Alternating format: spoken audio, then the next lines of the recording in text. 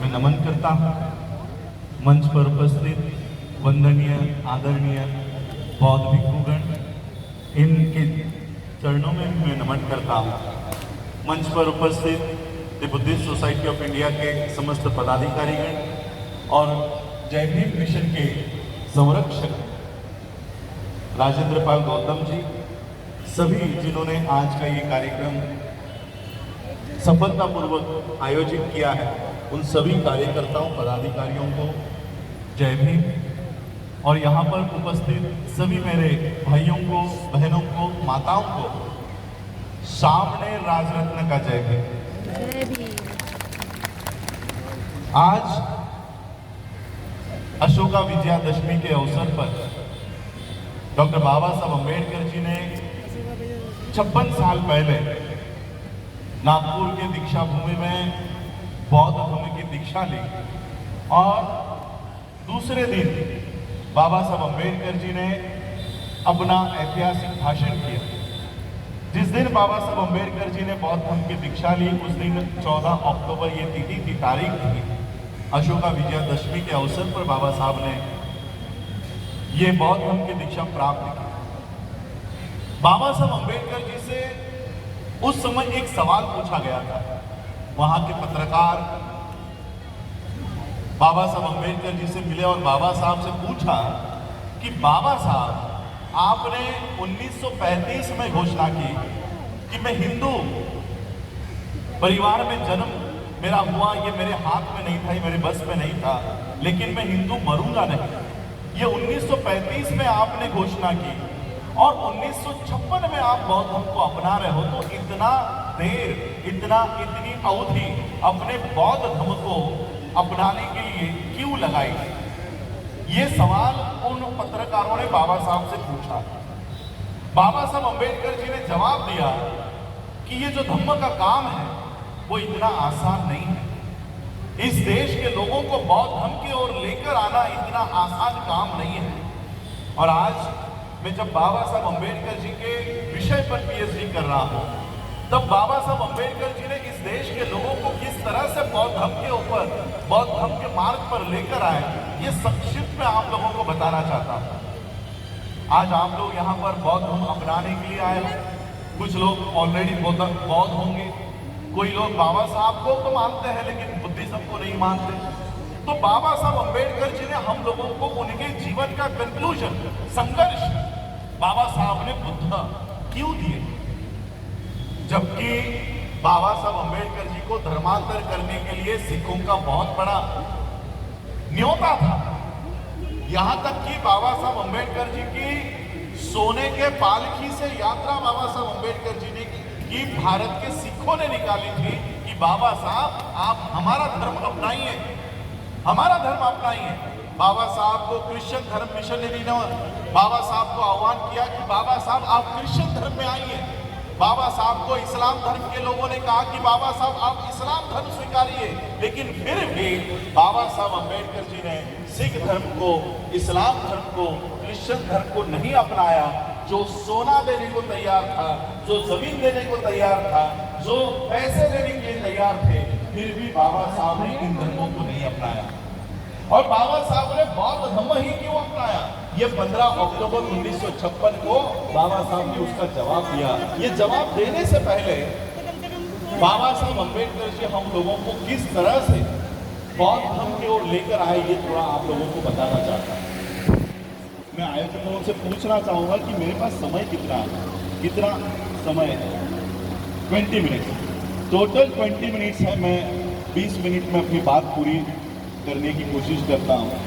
जब बाबा साहब अम्बेडकर जी भारत में अपनी उच्च शिक्षा पूरी करके आए, बाबा साहब अम्बेडकर जी ने भारत की पूरी परिस्थिति को देखा और उस समय कई सारे चेंजेस, कई सारे घटनाएं भारत में घट रही थी। भारत को आजादी की मूवमेंट इस देश में शुरू हो रही थी और कई सारे चेंजेस, कानूनी चेंजेस इस देश में हो रहे थे।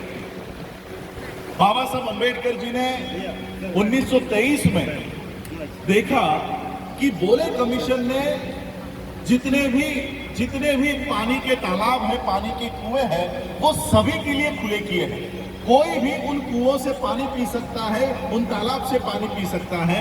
बाबा साहब ने देखा ये कानून बनने के बावजूद भी हमारे लोग वो पानी पीने से डर रहे हैं, वो पानी को हाथ लगाने से डर रहे हैं। और फिर बाबा साहब अम्बेडकर जी ने 1923, 24, 25, 26 और मार्च महीने तक 27 के मार्च महीने तक बाबा साहब अम्बेडकर जी ने लोगों में जाकर उन लोगों में जागृति तैयार की।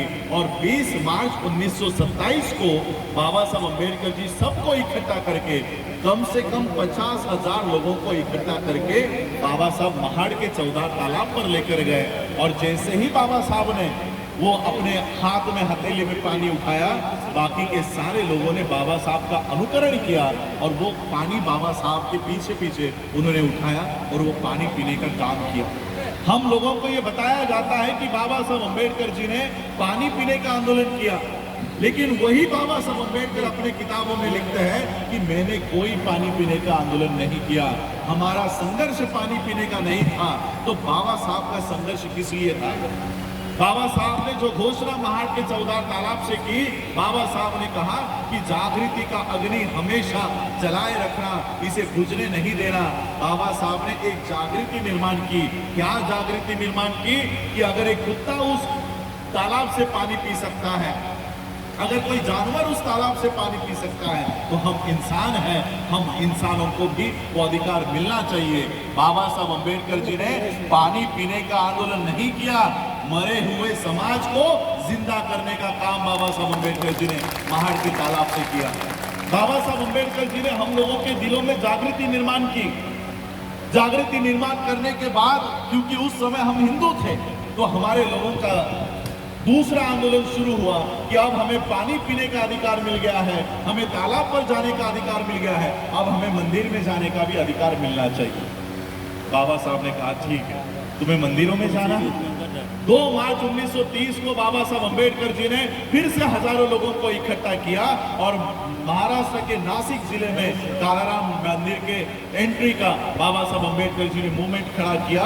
और जैसे ही बाबा साहब अम्बेडकर उस मंदिर में प्रवेश करेंगे, अंदर से बड़े बड़े दरवाजे बंद कर दिए गए और अंदर से पथराव हुआ। एक पत्थर आकर बाबा साहब को लगा और बाबा साहब लहूलुहान हो गए। और वहीं पर बाबा साहब ने कहा कि देखो, तुम अपने आप को हिंदू समझते हो, अगर तुम हिंदू होते तो ये मंदिर में हमें लेते। बाबा साहब अम्बेडकर जी ने धीरे धीरे लोगों के दिलों में ये सवाल पैदा कर दिया कि अगर हम भी हिंदू हैं, वो भी हिंदू हैं, तो फिर वो हमें मंदिर में क्यों नहीं लेते, हमें मंदिर में क्यों नहीं लेते। 1930 का भी आंदोलन पूरा हुआ। 1930 के बाद 1931, 32, 33 में राउंड टेबल कॉन्फ्रेंस की शुरुआत हुई। और जब बाबा Saheb Ambedkar round table conference में गए, गांधी का वहां पर कहना था कि आजाद भारत में अछूतों को अगर वहां पर कोई भी अधिकार मिलता है तो ऐसी आजादी हमें नहीं चाहिए। गांधी का ऑफिशियल स्टेटमेंट है कि आजाद भारत में अगर अछूतों को अधिकार मिलते हैं तो हमें ऐसी आजादी नहीं चाहिए। बाबा साहब अम्बेडकर जी ने ये बातें समाज को लाकर बता दी। पूना पैक्ट का आंदोलन हुआ। पूना पैक्ट में बाबा साहब की सिग्नेचर हुई और फिर हमारे अधिकार छीन लिए गए। यानी जो लोग हमें हरिजन कहा करते थे, हिंदू कहा करते थे, वही हम लोगों को अधिकार देने को तैयार नहीं थे। और फिर इस देश का संविधान लिखने की जब तैयारी शुरू हुई, बाबा साहब अम्बेडकर संविधान सभा में गए। कितना संघर्ष हुआ वो हम सब जानते हैं। और जब बाबा साहब अम्बेडकर संविधान सभा में गए, बाबा साहब ने सिर्फ भारत का ही नहीं, पूरे दुनिया का, पूरे विश्व का सबसे बढ़िया संविधान बाबा साहब ने इस देश को निर्माण करके दिया। और मैं इसलिए नहीं कह रहा हूं कि मैं बाबा साहब का वंशज हूं या बाबा साहब के परिवार से हूं। ये बात वर्ल्ड के लोग एक्सेप्ट करते हैं। इससे पहले यूनाइटेड स्टेट्स के जो प्रेसिडेंट हुआ करते थे, उन्होंने बाबा साहब अम्बेडकर जी के संविधान के बारे में कहा कि बाबा साहब अम्बेडकर अगर हमारे देश में पैदा होते तो हम सूरज का नाम बदलकर उसे अम्बेडकर कर देते। इतनी बाबा साहब अम्बेडकर जी की आज संविधान को लेकर पूरी दुनिया बाबा साहब की तारीफ करती है। लेकिन वही बाबा साहब अम्बेडकर इस देश को संविधान देते हुए कहते हैं कि ये संविधान कितना ही बढ़िया क्यों ना हो, कितना ही अच्छा क्यों ना हो, इसको चलाने वाले लोग अगर गलत हैं तो संविधान किसी काम का नहीं। यूनाइटेड स्टेट का प्रेसिडेंट नेल्सन मंडेला, नेपाल के लोग बाबा साहब के संविधान को रेफर करते हैं, बाबा साहब के संविधान की तारीफ करते हैं, लेकिन वही बाबा साहब कहते हैं कि संविधान चलाने वाले लोग अगर गलत हो तो संविधान किसी काम का नहीं।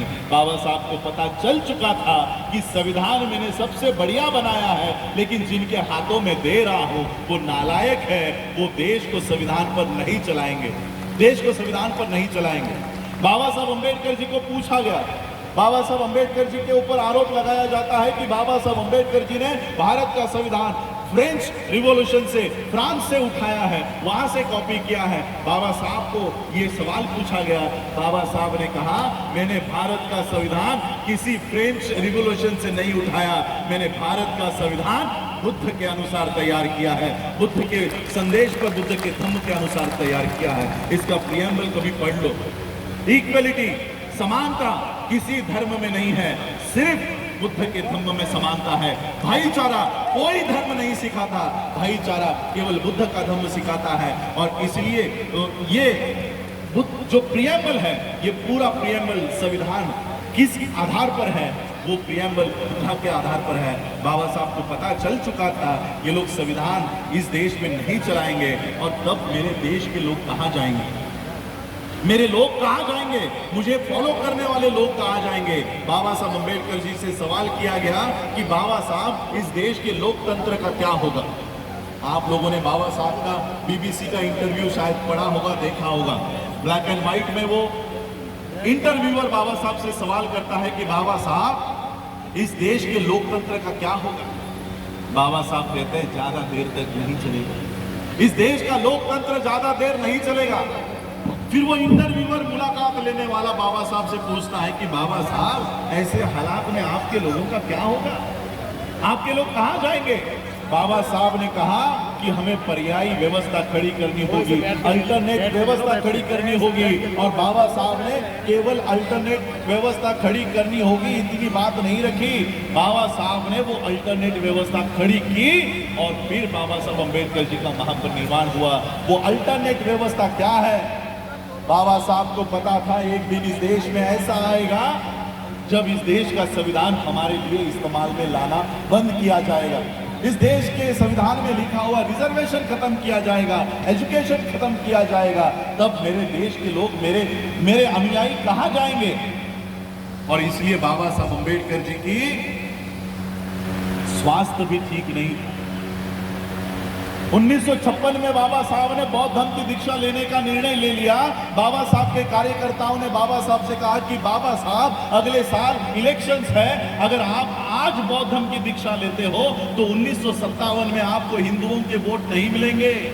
आप आपका दीक्षा का कार्यक्रम एक साल रोकिए, उसके बाद बौद्ध धर्म की दीक्षा लीजिए। बाबा साहब ने कहा तुम लोगों में से कोई भी अगर मेरे साथ नहीं आया, मुझे किसी की जरूरत नहीं है, मैं अकेला जाकर बुद्ध की शरण में जाऊंगा, मैं अकेला जाऊंगा। और फिर बाबा साहब अम्बेडकर जी ने अशोका विजयादशमी 14 अक्टूबर 1956 को बौद्ध धर्म की दीक्षा ली। उस दीक्षा के पीछे एक संदेश है कि इस देश का संविधान अगर आपके मदद के लिए, आपके सहायता के लिए इस्तेमाल में नहीं लाया जाता तो ये बुद्ध आपकी रक्षा करेगा, ये बुद्ध आपके पीछे खड़ा हो जाएगा, डट कर खड़ा होगा। हम आज भी बाबा साहब के आदेश पर और संदेश को हम जान नहीं पाए हैं। आज भी जैसे हमारे भंडारी साहब ने कहा, हमारे बुद्धिस्ट सोसाइटी ऑफ इंडिया के दिल्ली स्टेट प्रेसिडेंट है, हमारे लोगों की चिंता क्या है, बौद्ध धर्म अपना लिया तो हमारा रिजर्वेशन चला जाएगा, हमें रिजर्वेशन नहीं मिलेगा। इस डर से हमारे लोग बुद्धिज्म की ओर नहीं जा रहे। आज मैं श्रामणेर बना हूं, मैं इसलिए बना हूं क्योंकि आज से 1 महीना मैं वर्ल्ड टूर पर हूं। कल मैं ऑस्ट्रेलिया जाऊंगा, ऑस्ट्रेलिया से वहां के बौद्ध जितने भी ऑर्गेनाइजेशंस हैं वहां पर मेरी सारी सभाएं लगी हुई, कॉन्फ्रेंसेस लगे हुए। और उसके बाद 18 तारीख को मैं वर्ल्ड फेलोशिप ऑफ बुद्धिस्ट के मंच पर जाऊंगा, जहां पर 128 देशों के बुद्धिस्ट रिप्रेजेंटेटिव्स आते हैं।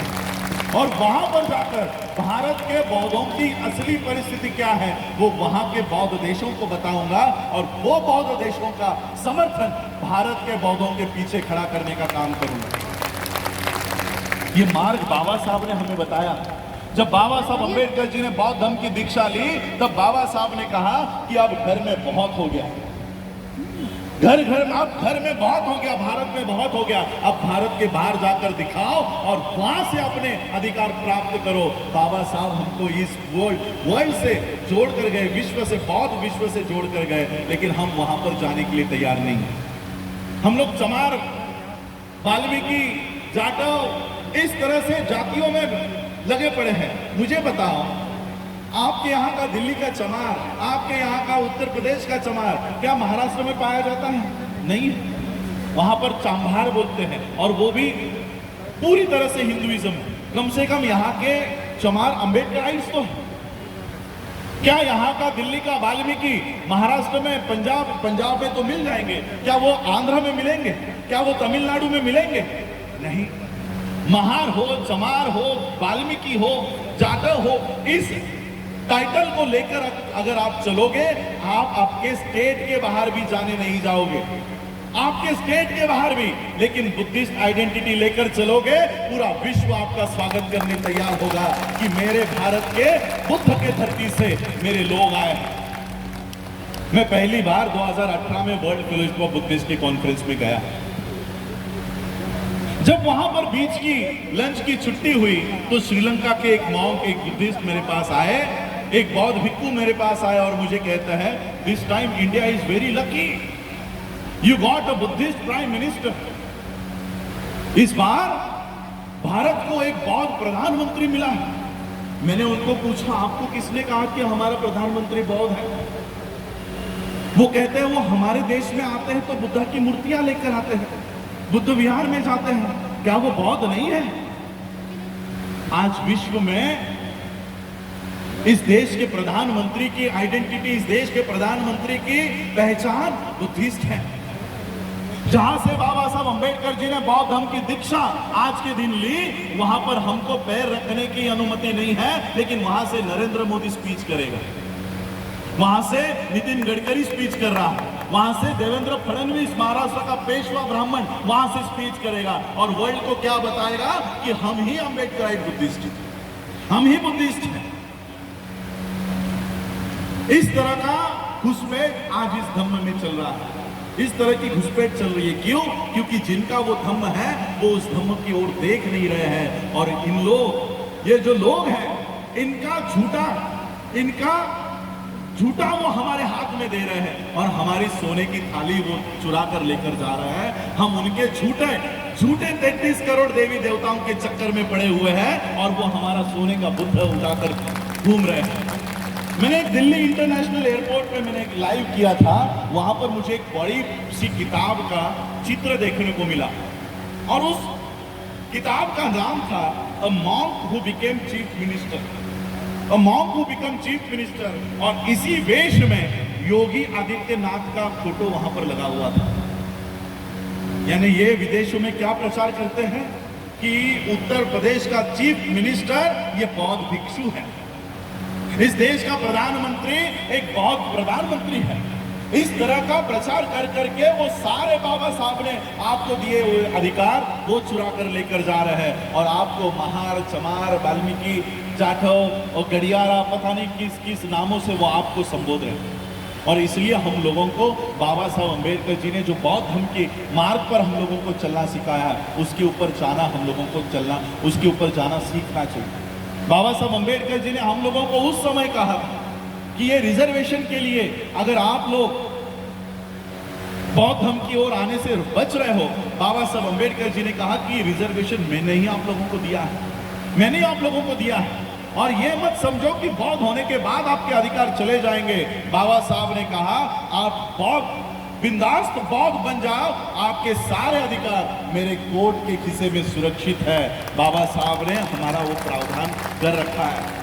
हम लोगों को ये सरकार, ये व्यवस्था ये डरा कर धमका कर रखी है कि अगर आपने हिंदू धर्म का त्याग किया तो आपके अधिकार चले जाएंगे, आप लोगों के अधिकार चले जाएंगे। और इसलिए हम लोगों को ये डरा धमका कर हिंदू धर्म में आप लोगों को फंसा कर रख रहे हैं। इसलिए हम लोगों को खुले तौर से बौद्ध धर्म की दीक्षा आज के दिन देखिए, आज हम लोग सब इकट्ठा हुआ है, अशोका विजयादशमी को मना रहे हैं।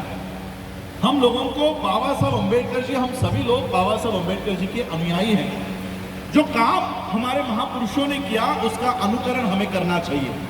सिर्फ बाबा साहब अम्बेडकर जी को आकर माथा टेकने से, हाथ जोड़ने से, फूल चढ़ाने से, कैंडल जलाने से बाबा साहब के ऋण कभी नहीं फिटने वाले हैं। इसलिए हम लोगों को बाबा साहब ने जो काम किया है, जो दिशा बताई है, उसका अनुकरण हम लोगों को करना चाहिए।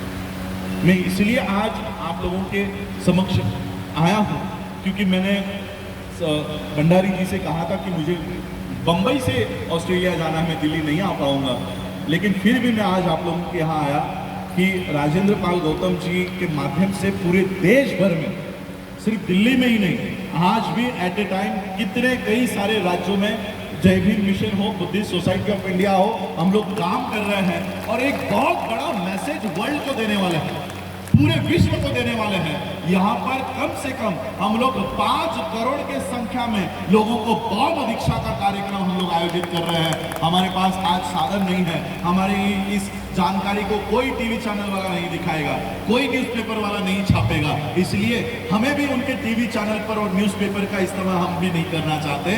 जिस तरह से तथागत बुद्ध ने काम किया, 2 पैरों के बलबूते पर, एक गले के बलबूते पर उन्होंने उनका धम्म, उनका संदेश पूरे विश्व में पहुंचाया। हम भी रोज एक एक गांव में जाकर ये संदेश लोगों तक पहुंचाएंगे और बाबा साहब अम्बेडकर जी का ये कारवा और आगे लेकर जाएंगे और पूरे विश्व के सामने हम इस देश के असली बुद्धिस्ट है ये लोगों को जाकर बताएंगे और बौद्धों की एक स्वतंत्र व्यवस्था इस देश में खड़ी करने की कोशिश हम करेंगे। देखिए, ये जो पीछे इमारत खड़ी है, ये भी बाबा साहब ने उस समय बनाई 1946 में। हमारे सर यहाँ पर बैठे हुए हैं, कुमार सेन बौद्ध जी यहाँ पर बैठे हुए, वो इस व्यवस्था को पूरा देखते हैं। उस समय बाबा साहब ने ये नींव रखी है और इसलिए आज हम लोगों को बुद्धिस्ट नींव रखनी होगी। हमारे खुद के एजुकेशन सिस्टम, हमारी खुद की बैंकिंग सिस्टम, हमारी खुद के हेल्थ सिस्टम, इसके ऊपर हमको काम करना है। हम बौद्धों के लिए आज मैं श्रामणेर इसलिए बना हूँ क्योंकि श्रामणेर अवस्था में ही मैं वर्ल्ड के बुद्धिस्टों को जाकर बताऊंगा कि भारत में बौद्धिज्म को अगर रिवाइव करना है, सर्वाइव करना है, तो हमें ये सारी व्यवस्था भारत में खड़ी करनी होगी। आज जो लोग बौद्ध में घुस पड़े हैं, नरेंद्र मोदी हो, योगी हो, जो बुद्धिज्म के नाम पर सारा फंड वो ब्राह्मणी व्यवस्था को डाइवर्ट करते हैं, उन लोगों को खुला करने का काम, उन लोगों का षड्यंत्र खुला करने का काम मैं वर्ल्ड के माध्यम से वहाँ पर कर रहा हूँ और भारत के असली बौद्धों का वहाँ पर सब लोग हम वहाँ पर पहचान बनाने का काम कर रहे हैं। तो आप सभी लोगों का स्वागत है। आज आप लोग बौद्ध की दीक्षा यहाँ पर दीजिए और अपने आप को ऑफिशियली बुद्धिस्ट डिक्लेयर कीजिए। आपका कोई रिजर्वेशन नहीं जाएगा। और रिजर्वेशन के बारे में भी मैं बताना चाहता हूँ, निर्मला सीतारमण का नाम आपने सुना है, इस देश की फाइनेंस मिनिस्टर है। उसने 1.5 साल पहले अनाउंस कर दिया है कि देश के सारे पब्लिक सेक्टर हम बेचने वाले हैं, 2 साल में बेचने वाले हैं। एयर इंडिया बेच दी, कई सारे बैंक बेच दिए हैं, कई सारे बैंक खत्म हो गए हैं। अब कई सारे जितने भी पब्लिक सेक्टर है, रेलवे बेच रहे हैं, जहां पर हमारी नौकरियां हैं वहां की सारी व्यवस्था ये बेच रहे हैं। संसद में ये सवाल उठा कि आप सब पब्लिक सेक्टर बेचने वाले हो तो रिजर्वेशन प्राइवेट सेक्टर में मिलेगा या नहीं। संसद ने क्लियर किया कि प्राइवेट सेक्टर में रिजर्वेशन नहीं मिलेगा, यानी पब्लिक सेक्टर खत्म, प्राइवेट सेक्टर में रिजर्वेशन नहीं। अब जिस रिजर्वेशन के लिए आप जातियों को छोड़ने को तैयार नहीं थे, अब वो नौकरियां ही नहीं बची। अब आपके पास कोई दूसरा मार्ग नहीं है। जातिगत आरक्षण लेने के बजाय बौद्ध धर्म के माध्यम से अल्पसंख्यकों के लिए जो आरक्षण है वहां पर आप लोग आइए और गर्व से अपने आप को बुद्धिस्ट कहकर वो अधिकार आपके प्राप्त कीजिए। इतना बड़ा अधिकार बाबा साहब हमको देकर गए, उस मार्ग पर हम लोगों को चलना चाहिए। और इसलिए बाबा साहब ने हमें 128 देशों से जोड़ रखा है। एक दिन इस देश में ऐसा आएगा कि राजस्थान हो, हरियाणा हो, उत्तर प्रदेश हो, दिल्ली हो, हमारे किसी भी मनीषा के ऊपर, हमारे किसी भी बच्चे के ऊपर अगर अन्याय हो, अत्याचार हो, तो इस देश का प्रधानमंत्री नहीं, इस किसी स्टेट का मुख्यमंत्री नहीं, किसी स्टेट का, किसी डिस्ट्रिक्ट का कलेक्टर नहीं, इस देश, इस विश्व के सारे बौद्ध देश हमारे लिए आवाज उठाएंगे। ऐसी नौबत इस देश में हम लोग लाकर हम वो चित्र यहाँ पर खड़ा करेंगे। आप सभी लोगों का आज इस धम्म दीक्षा के समारोह में आप सभी लोगों का स्वागत है। बाबा साहब ने उस दीक्षा समारोह में दीक्षा होने के बाद बाबा साहब ने एक बात कही थी। बाबा साहब ने कहा, आज बाबा साहब ने मराठी में कहा था कि आज माझी नरकातून सुटका झाली, यानी आज मैं नरक से बाहर आया, ऐसे मुझे लग रहा है। बाबा साहब ने जब बौद्ध धर्म की दीक्षा ली तो बाबा साहब ने ये उद्गार निकाले कि आज मैं नरक को छोड़कर बाहर आ रहा हूँ। हिंदू धर्म या ब्राह्मण धर्म ये नरक के समान है। नरक की कॉन्सेप्ट बुद्धिज्म में नहीं होती, स्वर्ग की कॉन्सेप्ट नहीं होती, लेकिन अगर नरक कहीं होता, कैसे होता, तो वो ब्राह्मण धर्म के समान होता। तो इस तरह से बाबा साहब ने विधान किया। मैं भी आप लोगों को, जो ब्राह्मण धर्म में आप लोग पड़े हो, उस नरक से बाहर आकर ये बौद्ध धर्म में आप लोग शामिल हो जाओ, इसलिए आह्वान करता हूँ। आप सभी लोगों ने मुझे आमंत्रित किया, उसके लिए आप सभी लोगों का आभार। हमारे Delhi state president CS Bhandari ji और हमारे समता सैनिक दल के, आम आदमी पार्टी के मंत्री बाद में है हमारे लिए, हमारे समता सैनिक दल के सैनिक हैं और बाबा साहब अम्बेडकर जी के एक सैनिक के रूप में हम उनको देखते हैं। उनके माध्यम से धम्म का ये जो मूवमेंट पूरे देश भर में चल रहा है, उनके इस कारवां को भी हम लोग सब आगे बढ़ाएं, इतना आह्वान करता हूँ और रुकता हूँ। जय भीम, जय भारत, नमो बुद्धाय।